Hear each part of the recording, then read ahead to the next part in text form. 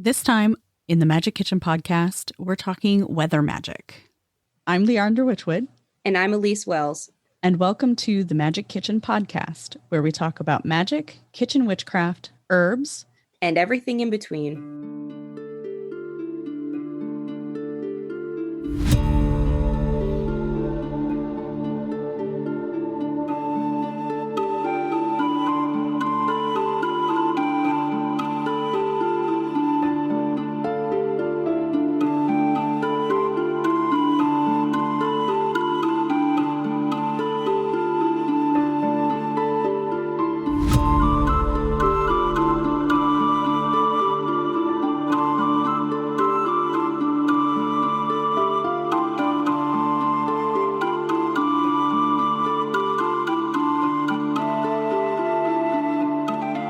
The Magick Kitchen Podcast is funded and supported by thewitchwoodteahouse.com, offering a variety of hand-blended loose leaf teas as well as loose herbs for all of your ritual, spell work, wellness, and everyday enjoyment needs.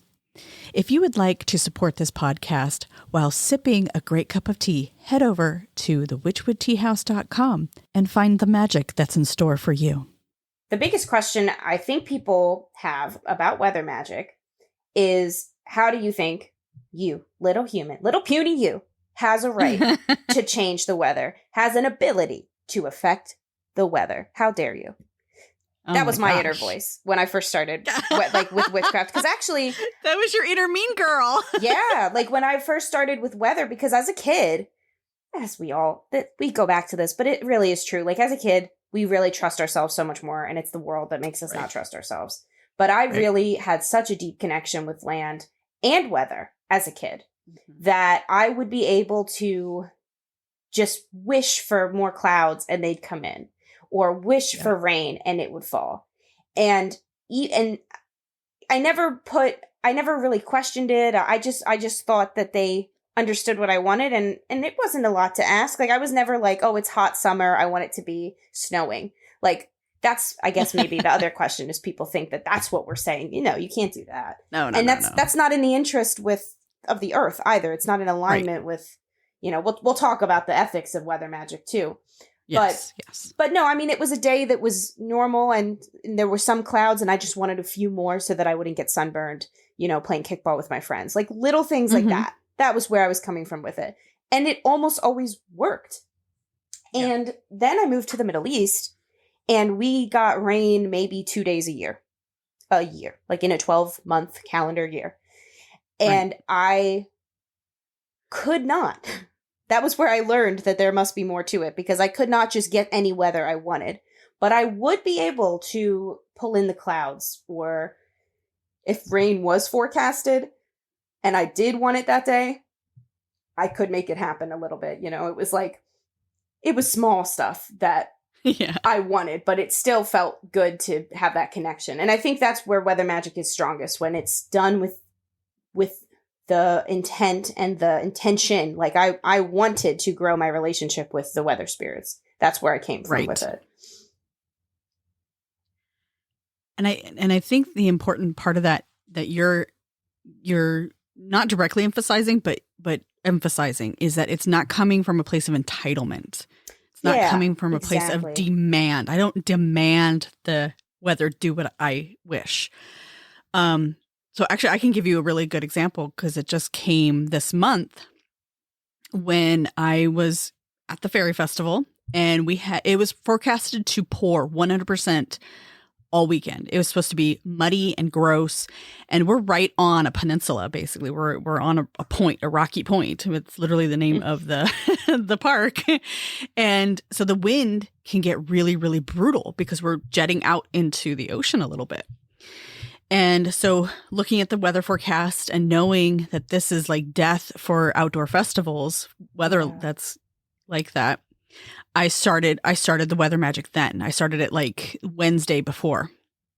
And it wasn't a demand that the storm move on or miss us. It was a request. And of course, I petitioned deities, the weather deities that I work with. But it was more of, I placed myself in the center of that festival and I made myself the brightest shining star I could. So this visualization of I am the warmth that's pushing the weather outward, and requesting of the weather to just wait. Just Monday, Tuesday, you can do whatever you're going to do, but just kind of give us a break, give us some reprieve, like just asking nicely, but also in that midst, standing in my own power, creating this sense of sunshine that kind of pushes those clouds out a little bit, creating that bubble around the festival so that it wasn't so bad. And guess what? It wasn't. Like we had some rain. It was cold the first day, but when the weather needed to pull back, it did. Yeah. An example of that is when we were packing up. We had no rain while we were packing up. And that is the worst time to be in the middle of a downpour and to have wind and anything like that. Like we were supposed to have winds of 5 to 10 miles an hour. We did not really have that. We were supposed to have torrential downpours the entire weekend. We did not have that. And, I'm not going to pat myself on the back saying, oh, look at what I did. I did a good thing for the festival. He, me, It was a partnership. It was a request. Yeah. It was, my husband and my son kept teasing me because they didn't know what I was doing because I didn't voice it to them. But I had a spell jar in my pocket that I would shake every time the wind would start to pick up a little bit. Every time the weather would start to downpour, whenever it would get a little heavy, I would start shaking it and I would start talking to the weather, and almost immediately it would stop. And that's the relationship. Like, hey, I'm still here. I'm still requesting. Could you just hold off a little bit? I'm not asking you to be 90 degrees. I'm not asking you to disrupt your weather pattern. I'm asking you just ease up a bit. Just ease up. Yeah. So it's pleasurable. And when we're working with weather spirits, we have to consider the ethical place that we need to come from. I think if you listen to our show, you know that we believe that witchcraft needs to have a moral stance. Like you have to have your boundaries of what's right and wrong, not necessarily in a black and white sense, but your comfort levels have to be something you consider with your work. But more than that, our effect on what's around has to happen, has to be a factor. And for me, it's nature that is my foundational principle of, I don't know, I don't like the word worship, but if there's something that I hold most sacred, it's nature. Mm-hmm. And if that's true, how could anything I wish for, anything I try to manifest, how can I try to manifest something that's against what's in the best interest of nature? It's just, It doesn't compute. So when I work with weather spirits, that's my first thought. Is what time of year is it? What needs to be happening? What's the ecosystem of this time? Like, is there something off? Something human designed, something, it's just, maybe it's just a fluke, but there's a drought, and there should be rain. Or in those instances, I might say, okay, let's get some rain moving.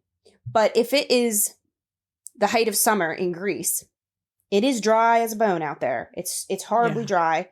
And you might think, if you didn't know the ecosystem, you might say, oh my gosh, let's do a rain dance. Let's get some rain going here. But last September, perfect example, September 2023, we had early rains, which rain here really doesn't start until October, November, really November. And then it kind of ends by end of June. So that's quite a dry spell, but it's the way it is. July, August, September, dry as a bone. And we got a really huge thunderstorm in early September. It might have even been late August into September, but I know it was early September because I was away. And it washed people away. It was huge floods. Torrential rains on dry land like that is going to cause mudslides. It's going to cause flooding. And it did. It displaced thousands of animals, which was we volunteered and helped get animals where they needed to go to shelters that were not flooded out. But that is a prime example. Like if somebody was like, oh, it's so dry and hot, let me just get some rain going. You can cause so much more destruction than like just going indoors or putting on the AC or, sprinkling some water over your head. And last year, now wildfires are a perfect example of, this ritual is a perfect example of ethical weather magic. We have wildfires in Greece as a natural phenomenon, but the rate of them And the magnitude of them is 120% escalated by humans. In fact, they estimate that 80% of the wildfires are arson. And arson, I don't love that word because it implies intent. Most of it's negligence, like people setting bonfires on the beach or, throwing cigarette butts out windows in rural areas, things like that. But it is humans causing this fire. And we had a day last year where we had over 400 fires in a single day. And the fires got so bad that there are entire swaths of islands. Most of the islands, the bigger ones, are quite rural and not lived in. So the fire brigades, like the aid possible there is just not what it needs to be. And they are permanently damaged. People have had to abandon villages that they've lived in for thousands of years because of these wildfires. Like, that's not normal. So I wanted to do a ritual to help the spread, like to pull that back and keep your eyes peeled. Because I will do it again this summer. I know that I'll need to, probably in July or August. It's going to be based on the need, but it was an online ritual and it was a cycle spell designed to, we'll start it all together, do it all together. And then there was a part that took less than a minute. It was a short 3-line inscription that I wrote, an invocation to the weather spirits that they would read aloud, light a candle, and then douse that candle in water as a sympathetic magic for the fire spirits calming down. And that's what we did. We asked the weather spirits to speak with the fire and communicate with that fire. It sounds like, oh, strange. No, it worked. This is the way to do it. And just calm it down, because fire is we use it as an analogy for anger, for love, for lust, for fear. Why? Because it spreads quickly. It doesn't think, it just moves. So if you can get somebody who can reach into that same dimension and proverbially tap the fire on the shoulder and say, hey, calm down. Chill out a little bit. Take a break. Do you need a sip of water? Here, have a sip. Literally, that's really what firefighters are doing. They're cooling it down. They're calming it down. That's why we use those analogies for emotions too. So that's what we did. We appealed to the weather spirits. And then every day, each individual person had their candle and their bowl of water. And we grounded the candle in earth from outside. And there were actually a few people who joined who were in Greece. So of course, that's much better too. We're getting that local land. And there was even one girl who joined who, if you're listening, hey, who had sand from her trip to Greece. And she's like, can I use that? I said, please, that's perfect. So she actually combined it with some dirt from her home and it was perfect. And it really worked. Like I said, I'm not, like Leandra said, like, we're not tapping ourselves on the back, like, woohoo, look at us. Like, no, it was, we did. But within a week, it was actually 6 days later, they finally got the fire out on Rhodes, which was good. You can still see the scar across her body. It was that when I saw that image, I made the ritual event that night. And this is a free event, guys. Like if I do it again, I promise it's always going to be free, because I just want, if anything, I'm asking you to give energy. Like, how could I ask you, like, we're giving energy to a common cause there. Yes.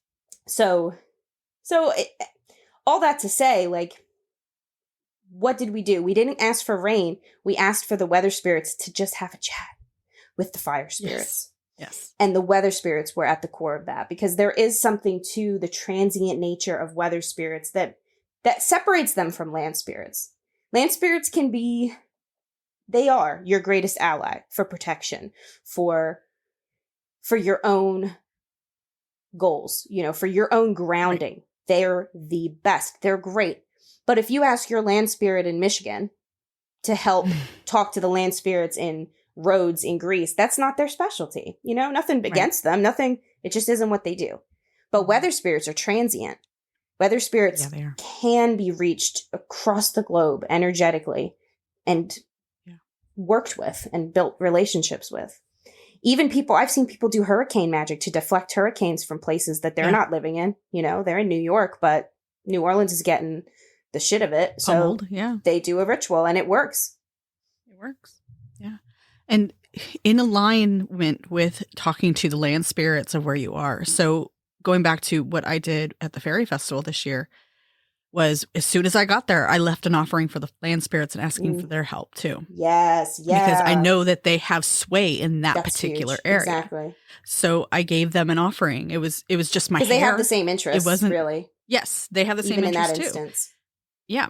And when Rob and Lucy put on any kind of festival, like they are so connected to the land.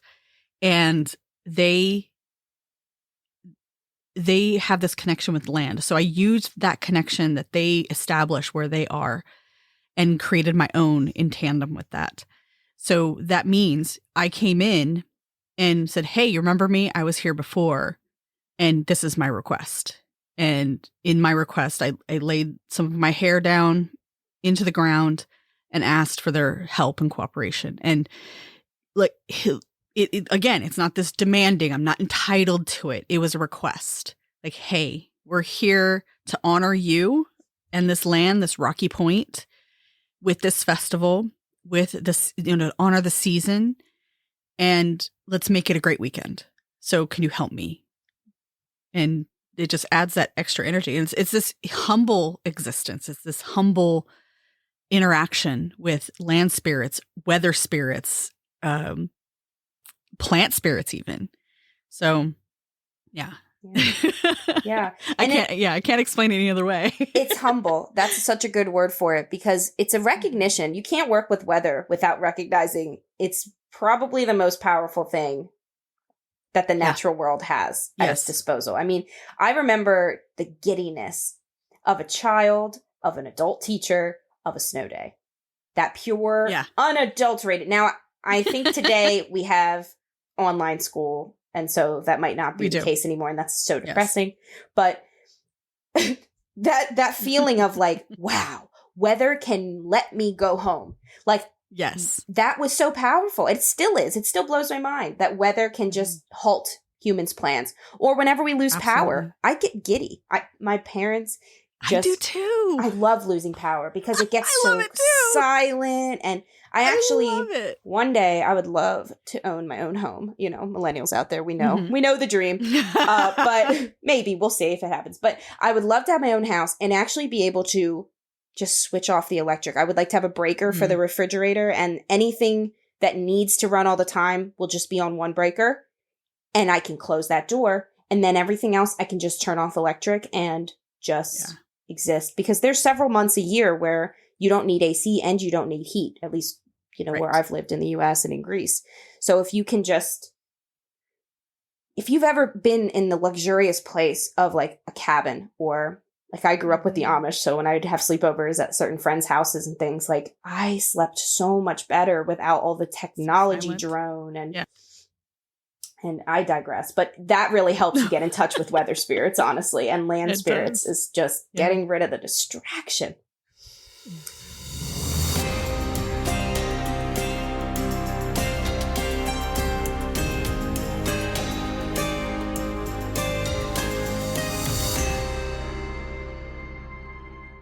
Times are rough, people.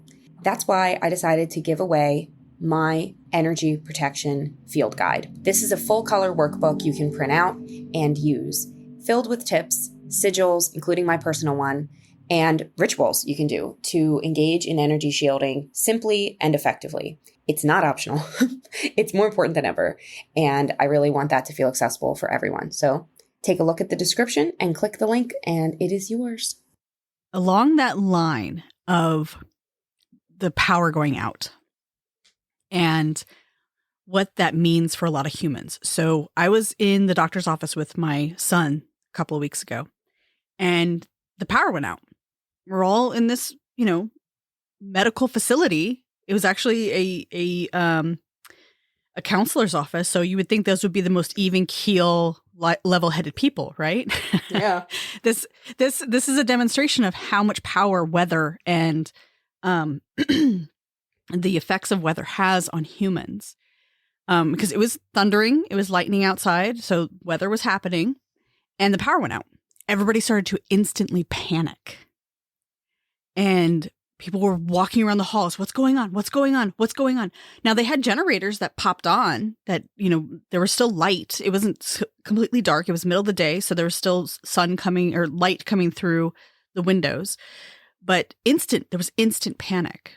And I think that is a mental block for a lot of people working with weather magic, is the sheer enormity and power of storms and what they can do, what effect they can have on us. And I'm sitting there in the waiting room waiting for my son to get out of his session. And I'm looking around at everybody. I'm just observing at this point. I'm watching people literally panic. And these are counselors. These are therapists. They're psychologists. Like, these are people with advanced degrees freaking out because the lights went out.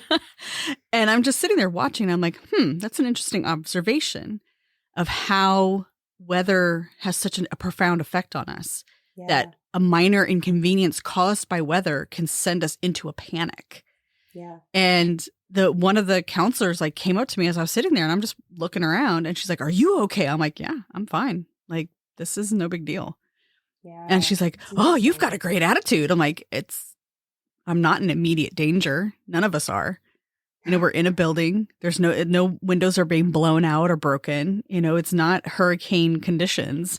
It was just a solid thunderstorm coming through. And, as soon as the power went back on and the weather kind of died down, people settled down. But it was just interesting watching that transition. It made me think about weather magic and how that fear of the power and the enormity of storms, the potential for that can block us from using this type of magic, because we're afraid that, what if it gets out of control? What if I cause a hurricane? Well, for one, you're not going to cause a hurricane. Weather's going to do that on its own. You can influence it maybe, but you're not going to cause it. And if it's not meant if the weather is not willing to cooperate, or if it's not meant to happen, it's not going to happen. But if it is meant to happen, it's going to happen, if that makes sense. Yeah, that's so true.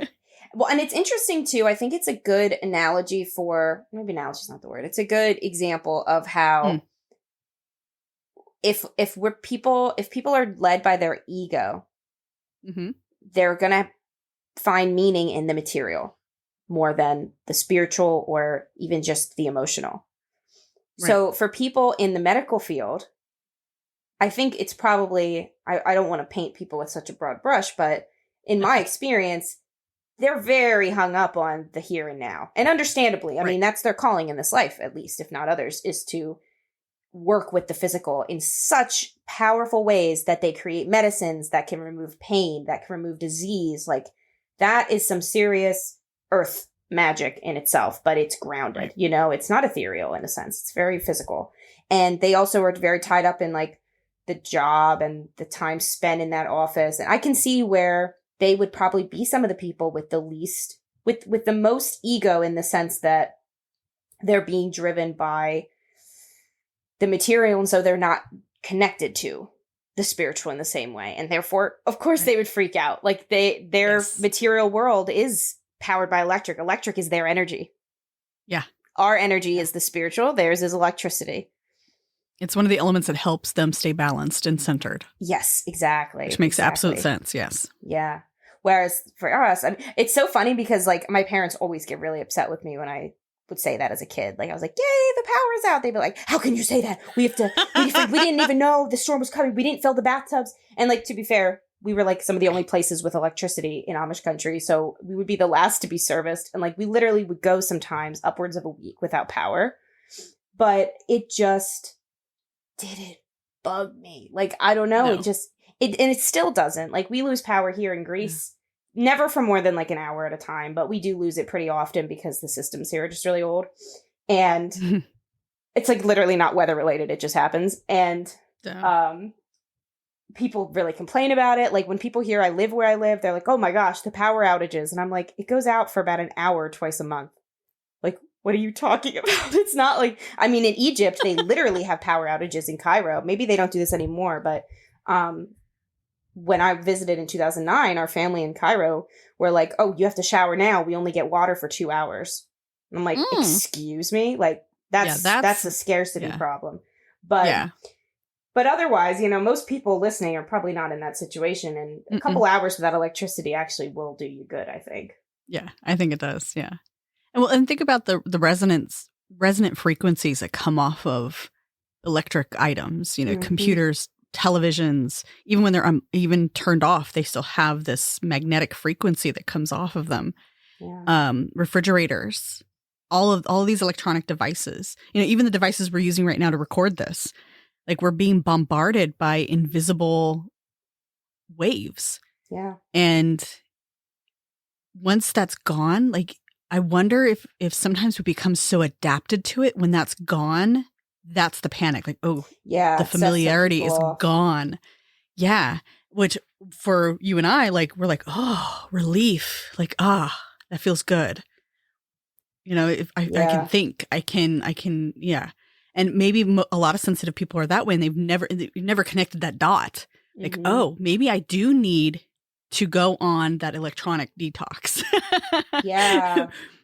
Yeah, because like overstimulation is a huge problem in our environment today. Like I Yes. never considered Yes. myself somebody who was easily overstimulated until I started. I don't really know. I can't pinpoint exactly when it really I noticed it, but like I can't even watch reels with the sound on because sometimes video to video it gets so loud it will overstimulate me and I can't exist on social media for more than like my timers for most apps they're at 10 minutes because Yeah. it gets even when I don't know I'm being overstimulated it'll do that and then it'll just Yes. I don't have the energy for things for a little while. Yeah. And I think that's a core thing with our energy. And we're bringing it back to weather, I swear. But we got it off a little bit, but yeah, we're bringing it back. the energy that we can feel in the air around us, in the weather that is happening, is subtle compared to the energy of our phones in our pockets and the computer that I'm recording with and the mic that's in our faces. And that stuff is stronger. It's closer. It's on our dimension. It's much easier to feel. And it is a barrier between us and those other elements. So if you do want to work with weather spirits, with land spirits, with the fae, like, unfortunately, it's that observer effect too, maybe. But when you have your phone with you, even with you, like I will put my phone on airplane mode when I'm hiking. I'll bring it because I'm hiking, but it'll be on airplane mode. But if I go for a walk in my neighborhood, I don't bring it at all. And that can be hard because I'm like, oh no, I should have recorded that for social media or something. But yeah, I do the same thing. I hate that feeling of like, oh, that would have been Yes. beautiful B-roll. And I'm like, damn it, enjoy the moment. Yeah. And I'm getting better with it. But yeah, and I think that's the effect that social media has on us. Like we feel like we have to document everything when it shouldn't be. Like that a personal experience needs to be personal experience. Mm-hmm. And when you start working with weather magic, you start tuning into the shifts in weather. So I started early in my path, I started noticing it with the season changes. I started feeling them. Like my body would feel different. My mind would feel different. I could feel the new season coming. For me, let's see, commonly when I'm feeling autumn coming on, it's right around Lammas, so August 1st. I start feeling it. You can feel that shift. Then as I worked more with storms and weather magic, I started recognizing, oh, a storm is coming. I can feel it. I can smell it. And some of you out there might be able to smell storms. But you kind of just, oh, yeah, the grandma used to do that and I learned how to do it or I just inherited that abilities and you kind of brush it off. But that's actual talent. That's an actual skill that you should utilize when you're working with storm magic is, can you smell that storm? That storm is communicating with you and you can respond to it and you can help harness that energy.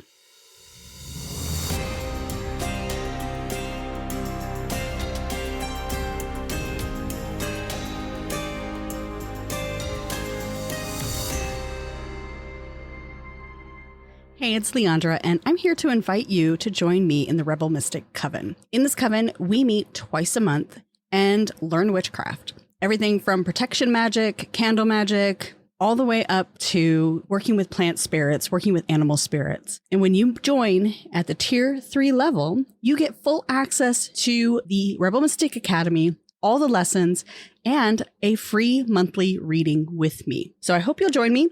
Check the link in the show notes to get more information. Blessed be. So when we talk about weather spirits and the morals and ethics of working with them, right? We said you need to be within the season that you're in. So feeling those seasons and those shifts, it has to come with observation. And I've kind of learned to see observation as an extension of connection, right? Because when we observe stuff, it can be passive, like, oh, the sun is out. Oh, now there's a cloud. Or it can be connective, like the sun is out. How does that feel on my skin? Right. How does that change the way the plants look?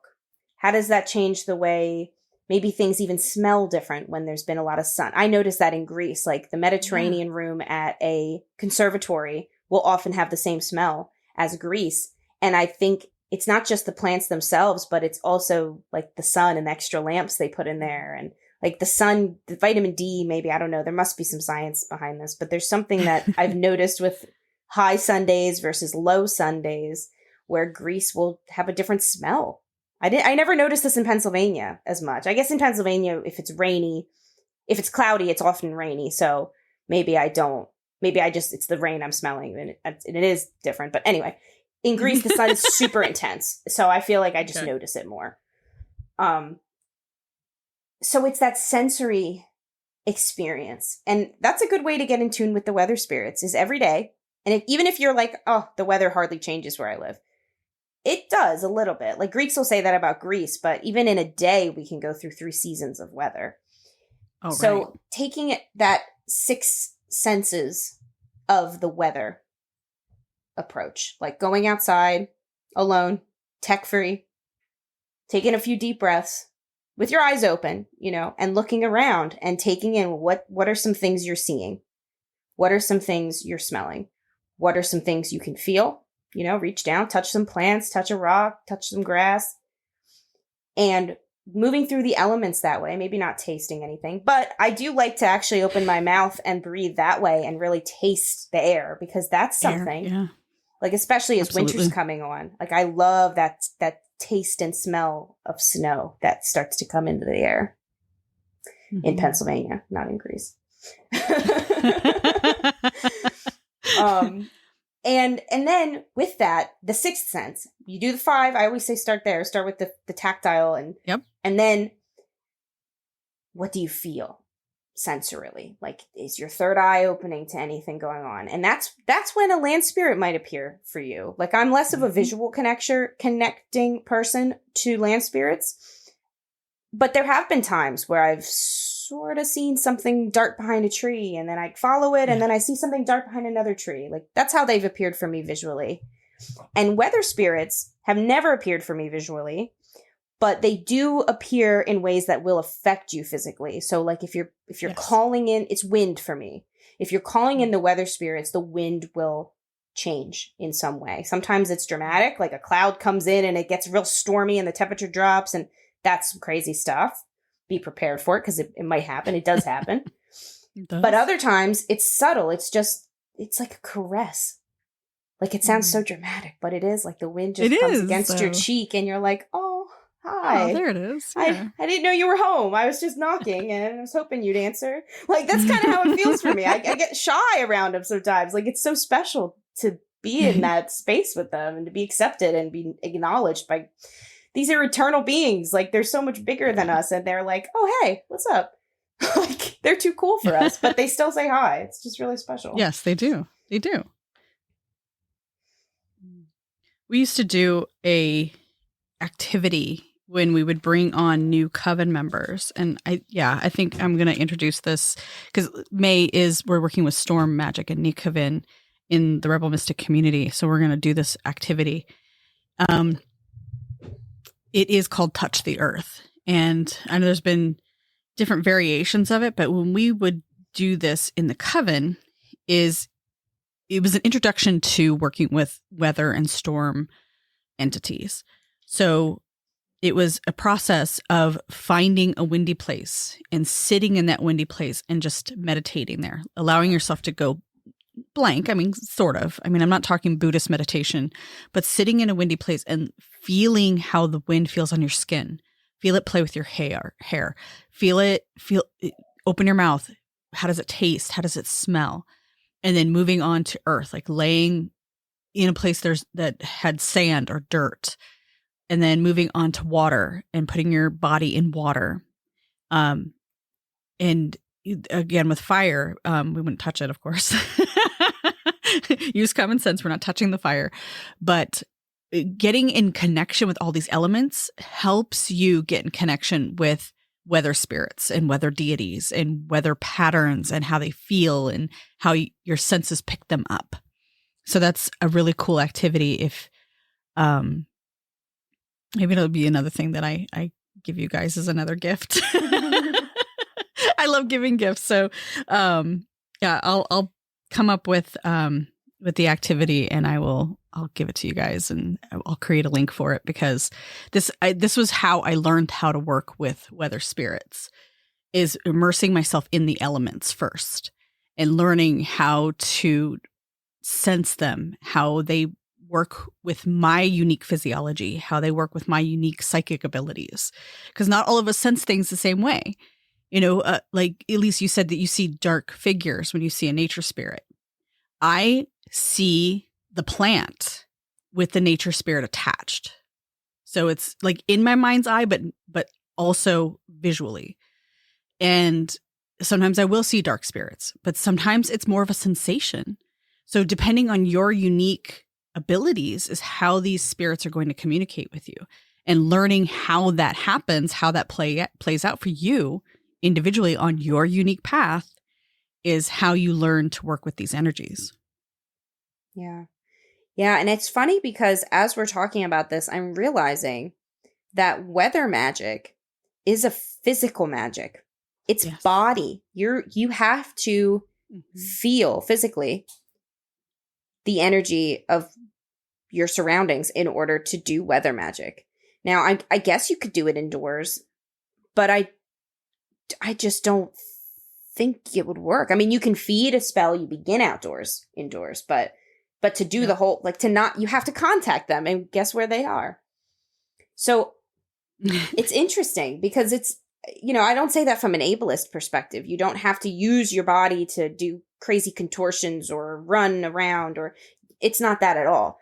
But to be outside, to be in that fresh air that is the weather spirits, you have to do that. You have to be physically outside. I really think you do. Yeah, you really do. You can't do it from your living room. I mean, you can do it at your altar for a moment. And like your jar idea, like that's great because you can take that everywhere with you. Yes, but I imagine you charged it outside. Like you did that work. I charged it with the sun. Yeah, absolutely. And then other spell jars I will charge with thunderstorms. And I will stick it in the dirt, and especially prosperity spells, I will put those in the dirt next to, and of course, here's where my plant spirits come into play. If I have a plant that's for prosperity, I will stick the jar, if it's a prosperity jar, I will stick it in the dirt in a thunderstorm next to my basil and let the plant spirit and the storm spirit charge that jar. Or, if it's something for healing, then I'll take it over to my self-heal and I'll stick in the dirt next to my self-heal during a storm and ask those two entities to charge that jar. And anytime I need to activate it again, I put it back out into that same location. So when we start building our spirit team, this is what we are talking about. When we're building our spirit allies, this is what we're talking about. Who are you working with to help propel your journey and activate your spells and manage your spells and reactivate your spells when necessary? And weather spirits are a fantastic opportunity. If you're somebody who doesn't want to work with deity, you don't have to in witchcraft. We say that a lot, but I want to say it again. You do not ever have to work with deities if you don't want to. If that doesn't call you, no big deal. No big deal. But the land and weather, they're eternal beings. They don't have epithets and cult traditions going back 10,000 years. I mean, maybe they did and they've been lost, but the pressure is off in that regard. It's just a spirit you can connect with. And you can decide how you want to view that spirit because it is different. They'll show you who they are. You won't be able to make things up and apply them to them, of course. But you don't have to go into it. Like if you were going to work with Aphrodite, for example, she has preconceived notions. She is a goddess of certain things. She has mythos around her. She has epithets. She has mythology that you might want to read. She has poetry. There's so many extra things. So much. But with land spirits, with weather spirits, it's practica. You know, when I host workshops on working with land spirits, it's to explain a framework that I use that works for me, but to also give you the background to then build your own framework, because it is so personal. And every land has their own spirits. And even though weather spirits are transient, there are, I will say it this way, the weather spirits I work with in Greece, which I don't actually ask for much from them here because the weather is pretty consistent. And unless it's an emergency like a wildfire, I haven't felt the need to ask for a change from what they're doing. I love to greet them, but I don't really have much to ask for. But in the States, the weather spirits are completely different. They don't feel the same at all.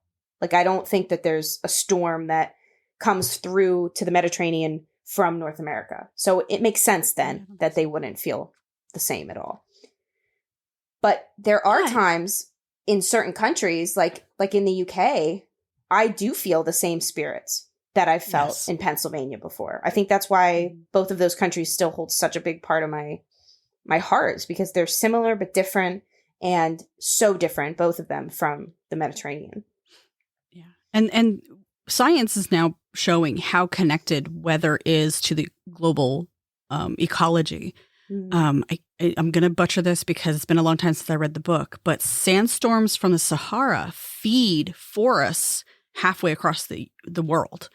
So there are weather spirits, wind spirits that travel great distances. So perhaps maybe they do make it to Greece, but we're not in a very obvious way, or a way that really made an impact on what you were doing. But it might be that they lose a little bit of potency when they travel far distances and vice versa. So I think that sometimes maybe they follow us if we have enough of a connection. Sometimes maybe they just recognize us and they're like, oh, hey, I know you, Yeah.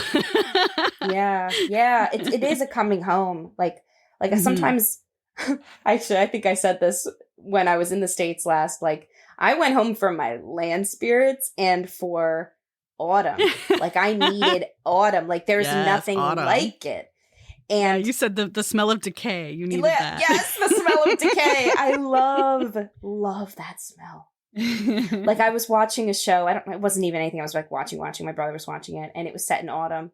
And like, they were just like walking. It was like a true crime thing. Okay. So this was not a romantic scene or anything, but they were just crunching through the forest. And like, the leaves were so beautiful and like red, like those nice maple leaves. And I just got this longing. Like, I literally was just walking past him watching this show, and I just got this deep longing. Yeah.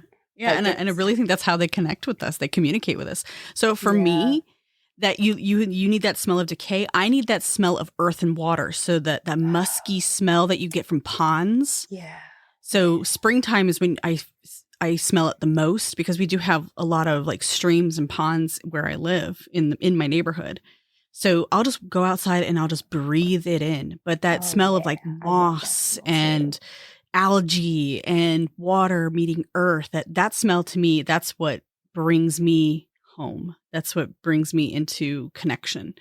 So anytime, like, if I smell that, I will literally stop what I'm doing and just breathe it in, because that is such a deep connection for me. So if anybody can bottle that, like, perfume wise, I'm kidding. They would probably lose something in translation. If you have it's crazy to you, but we will not find it crazy. No. Smell of nature, like, tell us, please write in. You can email us at magickitchenpodcast@gmail.com, or you can also leave us a voice note on SpeakPipe, and we'd love to play it on the show. And tell us that smell, that connection that you get to the change of the seasons or to a specific type of weather that just ignites your soul, that just makes you land giddy. Location. Yeah. Yeah. Those magical experiences that are personal, so personal, and I love it. And it's just a demonstration of this path. Like, this path is so personal. Like, maybe the smell of musky water is something that just it's so off-putting to you. But for me, like, that brings me center, brings me into my magical mindset. And I just adore it. Yeah. Yeah. No, I love that smell too. And snow. Mhm. Like so many people hate snow yeah. viscerally, but I'm Lorelai The smell Gilmore. of snow. That first snow is That first just snow. magic. And then how silent it is afterward once it's laid and it's falling. Oh, that's my favorite. It's just standing in the silence of it.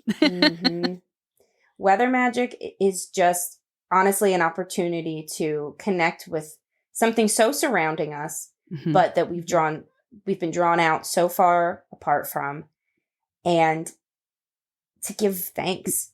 Like I've really been. Sorry, what were you gonna say? Oh, no, I was just saying that we've been taught so much to fear it and to treat it as an inconvenience that we've removed ourselves from the magic of it and the experience of it. Well, and magic is inconvenient to capitalism, to patriarchy, it really is. Right? So really of course is. weather is inconvenient. Excuse me, you want me to stop and enjoy this beautiful snowstorm? I have reports to write. Like forget it. That ain't. I'm going to be late for work. Yeah. Oh, it's such an opportunity to give thanks, to connect with weather, because it does give us so much, and it brings us back to ground, even when we don't want it to. Like, like there's been times where I did have something important to do and of course I don't want to ever belittle the dangers of snow when you do have to go out, or if you have family that are first responders. A good friend of mine is actually a firefighter in Greece. So every year during these wildfires, it's just devastating to think like, what can go wrong? Like we do have people that die fighting these fires, it's inevitable, unfortunately. Yes.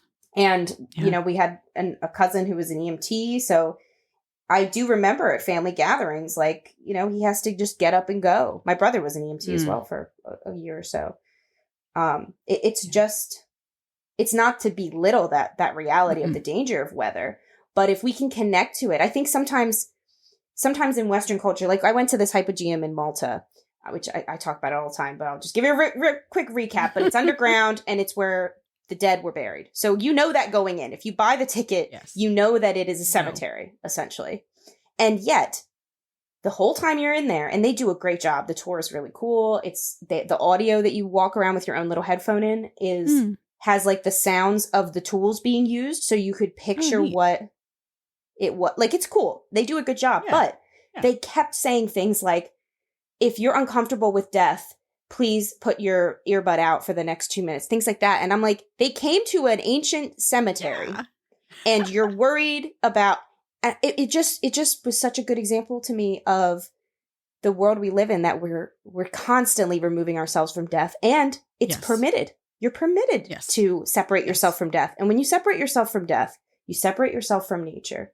And when you separate yourself from nature, suddenly things like anxiety and like I know so many of the mental health problems that many of my friends face and that I've faced, and that it does mostly stem from trying to fit into a society that removes us from things that our genes and our bodies and our souls are like, but I just want to go outside right now.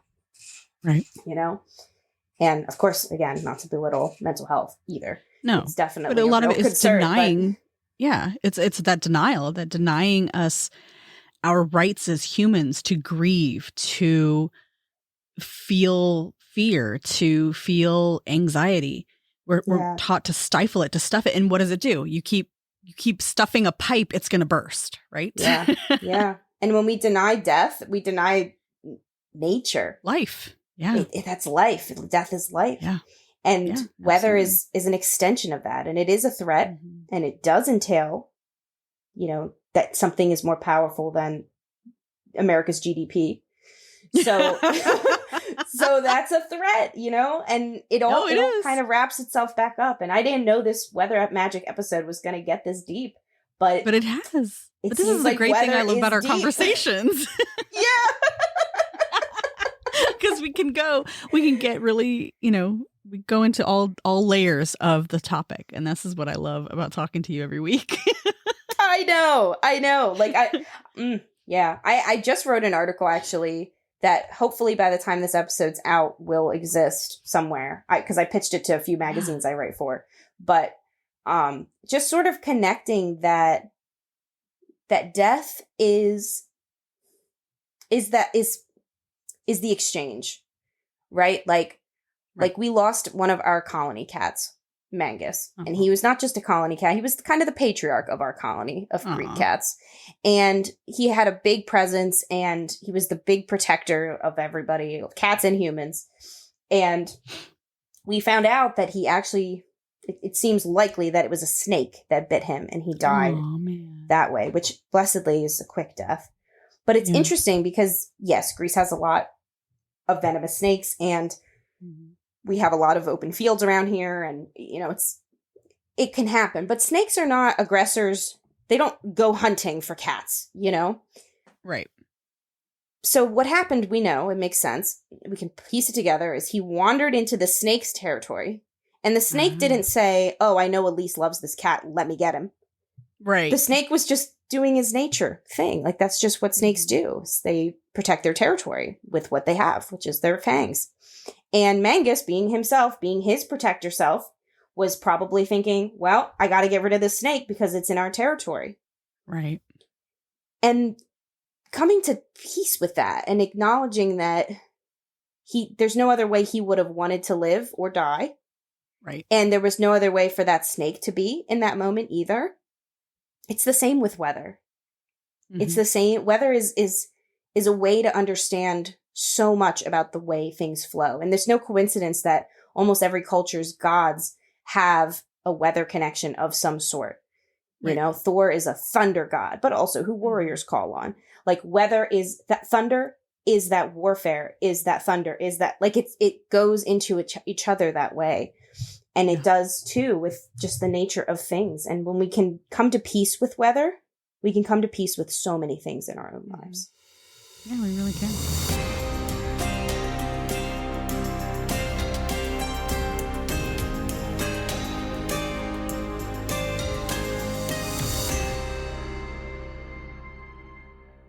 Hey, seekers of the sacred wild.